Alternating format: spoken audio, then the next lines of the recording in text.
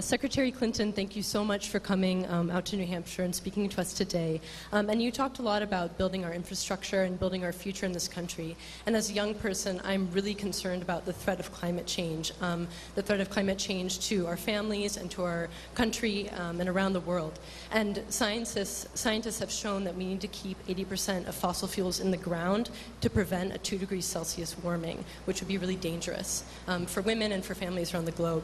And so my question is, will you commit to banning fossil fuel extraction on public lands in this country, which is where 70% of fossil fuels lay underground? Yes or no, will you ban this? Thank you.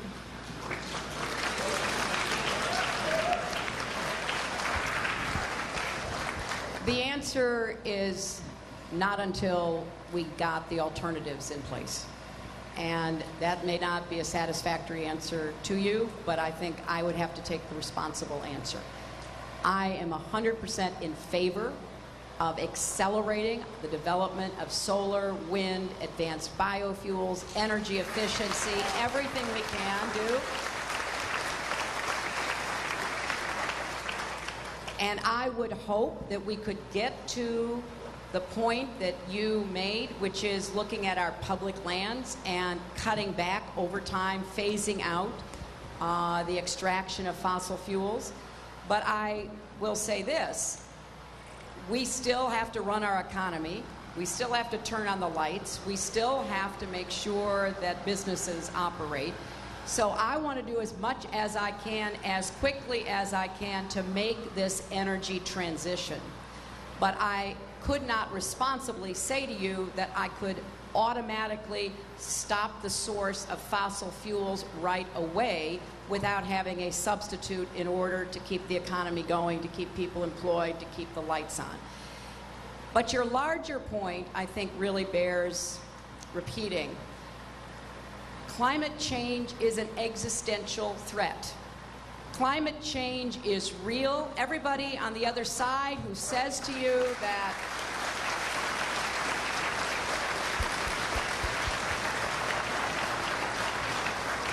they say to you when you ask them about climate change, well, I'm not a scientist. You should say back, well, why don't you start listening to the scientists, because the scientists are telling you the truth.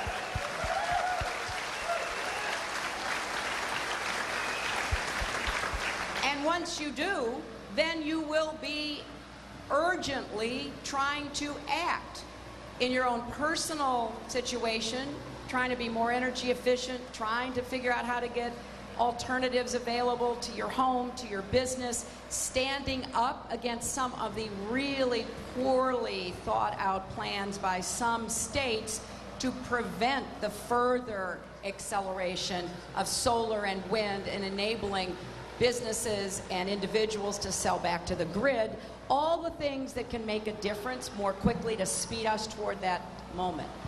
So I think we've got to have a comprehensive and very well thought through anti-climate change, pro-clean renewable energy plan. I really applaud what the President has done without having the authority from the Congress, what he's done with executive orders. We need to continue that, build on it, protect that, and hopefully we can get to the point where we develop something like a consensus in our country. And here's what really upsets me is the people who are against doing something on climate change have no alternative. It's just more of the same. And it's just keep doing it, keep doing what we're doing now. That is a losing policy. So we do need more people in Congress who understand and believe in the importance of addressing climate change. We need a president who will keep moving as far as possible on executive authority until we can get more legislation passed. We need the United States to set the example. But I don't want to say I will do something that I know would be very difficult to do until we get everything moving in the right direction and we get better results and we get more people doing what their piece of the action might be. So I want all of us to think through what can we do, and if we can get to the point where we end the extraction on public lands and at least until we phase it out, get more money that can go to fight climate change from those who are doing the extracting, then I think we'll be on the right track to get to where we need to be.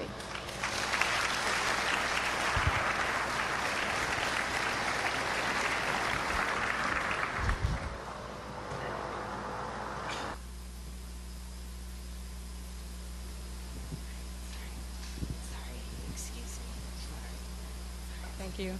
Thank you for taking my question, Secretary Clinton. So I'm going to be honest. I was disappointed by the answer that you gave before about climate change. You said earlier that you think this election is going to be a really deciding election for this century, and I think that climate change is a really important part of that. And so I'm wondering, is your answer and your refusal to take leadership on climate change due to the fact that you have contributions from the fossil fuel industry in your campaign? No, it's not. And I understand, I know what the right answer in terms of getting votes would have been. The right answer would have been, you bet I will ban extraction on public lands. And then if somebody said, and how are you going to do that? Well, I will advocate for it. And how are you going to get it done? I will keep advocating for it. We have to change our energy policy. I have been clear about that. I have been repeatedly clear about that. And we also have to do it in a way that doesn't disrupt our economy. I mean, it's really easy to say, yeah, let's ban all of these fossil fuel extractions and forget about all the people who are employed, who have jobs, who rely on the energy. So I am a strong believer in tackling climate change in the very strongest way we can to have that transition away from it into clean, renewable energy, solar and wind, and advanced biofuels and the like. So I will have to say to you, I'm sorry if the answer, the specific answer, wait just a minute, dear, wait a well, no, wait.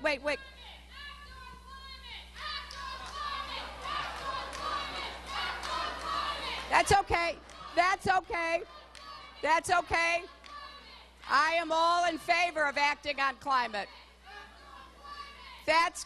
You know what? I have said in this campaign, I'm going to tell you what I believe. And some people may like it, and some people may not like it. And I believe strongly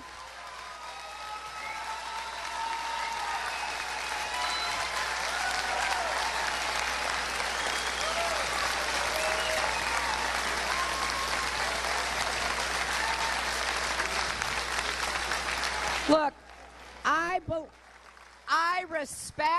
I totally respect the passion and the urgency. I understand it, and I believe we have a lot of work to do if we're going to have the kind of energy agenda that will actually create the millions of jobs that I think can come from clean, renewable energy. So from my perspective,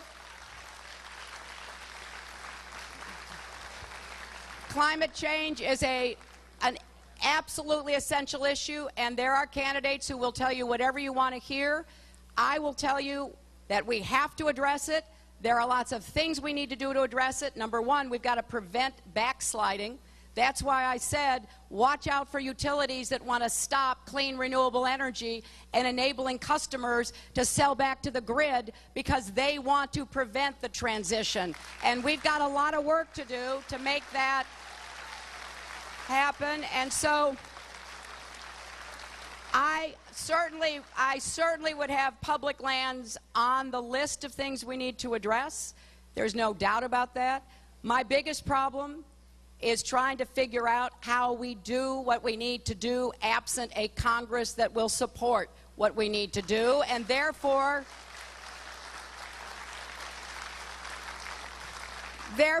it's absolutely imperative that we elect people who care as passionately about climate change as you two do. I would urge you to run for office and have your voices heard in the climate change debate.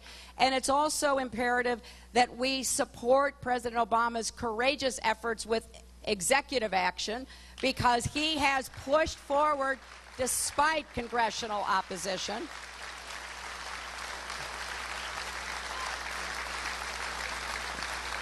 So we have a lot to do.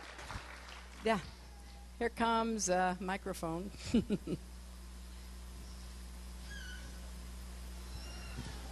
Thank you. Climate is my issue, and I'm listening. I'm listening to all the issues that people have here, and what I'm realizing is that the question is, what if you have a lopsided Congress? What if, what are you going to do? What is your plan? Right. I'll tell you exactly what it is, because first of all, I hope we don't have quite as lopsided a Congress. I really do. I really do. First of all, there are a lot of states that are far ahead of the federal government. Do you know Iowa, just to name another state, Iowa gets 25% of its energy right now from wind. So does Texas. So it's not like nothing is happening. It's just that at the federal level, not enough is happening. So the more we can incentivize states and local communities to do much more, the better off we'll be. That means even if we can't get the big solutions adopted by Congress, getting the production tax credit, getting other kinds of financial incentives to continue the expansion of wind and solar and the advanced biofuels. And let's not forget energy efficiency. You know, energy efficiency is like the easiest path forward, and there are hundreds of thousands of jobs with energy efficiency. So there's a lot we can do besides wait for the Congress.